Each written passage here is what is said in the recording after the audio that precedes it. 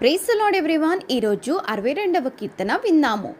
నా ప్రాణము దేవుని నమ్ముకొని మౌనంగా ఉన్నది. ఆయన వలన నాకు రక్షణ కలుగును. ఆయనే నా ఆశ్రయ దుర్గము, ఆయనే నా రక్షణకర్త, ఎత్తైన నా కోట ఆయనే. నేను అంతగా కదిలింపబడను. ఎన్నాళ్ళు మీరు ఒకని పైబడుదురు? ఒరుగుచున్న గోడను పడబోవు కంచెను ఒకడు పడద్రోయినట్లు మీరందరూ ఎన్నాళ్ళు ఒకరిని పడద్రోయ చూచుదురు? అతని ఔన్నత్యము నుండి అతని పడద్రోయుటకే వారు ఆలోచించుదురు.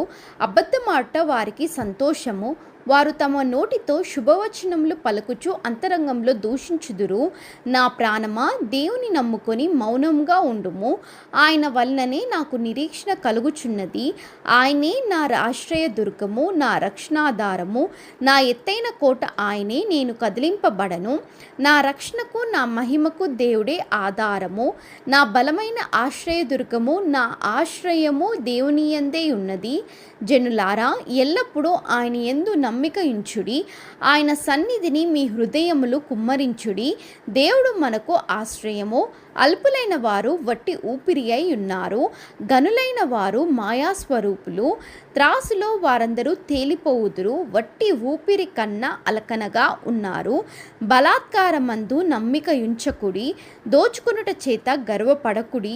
ధనము హెచ్చినను దానిని లక్ష్య పెట్టకుడి. బలము తనదని ఒక మారు దేవుడు సెలవిచ్చెను. 2 మార్లు ఆ మాట నాకు వినబడెను. ప్రభువా, మనుషులకందరికీ వారి వారి క్రియల చొప్పున నీవే ప్రతిఫలమిచ్చుచున్నావు. కాగా కృప చూపుటయు నీది.